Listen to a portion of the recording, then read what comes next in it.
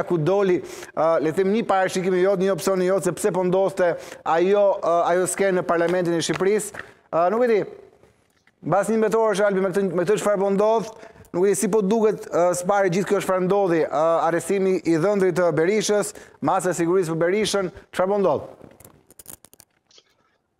21 tetori 2023 është tashmë një datë historike për Shqipërinë dhe shqiptarët. Domethënë, ai parashikimi im thimi ishte një gjë që dije që do të ndodhte. Domethënë, ndodhi kaq shpejt është çështje rastësie, domethënë nuk është merite imja. Mirë po dijej që një moment caktuar drejtësia e re do të godiste edhe në krahun opozitar. Ne nuk mund të themi shqiptarëve sot që janë vetëm rilindasit dhe socialistët ata që kanë abuzuar në këtë vend. Domethënë, në 32 vite korrupsion, vjedhje, babzi nga dyja krahët, domethënë, dhe përgjegjësit janë nga të dyja krahët. Unë do thoja që me vënien në akuzë, me vënien zyrtarisht në akuzë të zotit Berisha, struktura e posaçme antikorrupsion po shkon drejt burimit të korrupsionit.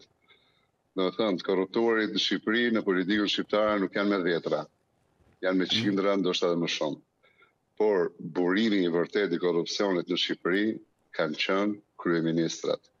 Domethënë, duke qenë një sistem, ose më saktë duke ndërtuar një sistem ku bota rrotullohej rreth kryeministrit, kryeministri kishte të gjitha kompetencat dhe të gjitha përgjegjësitë. Domethënë, nëse një nga gënjeshtrat më të mëdha të Edi Ramës është se qeveria nuk fut njerin në burg,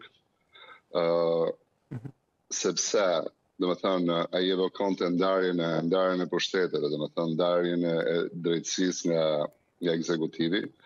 Mirë po, ne e dim që në rast se kryeministrat shqiptarë do të kishin pasur vullnet të luftonin korrupsionin, edhe me ato drejtësi që ishte, do t'ju mjaftonte që me anë të agjensive që kanë në urdhrat e tyre, të përgatisin dosje për zyrtar të korruptuar dhe t'i depozitonin në prokurori.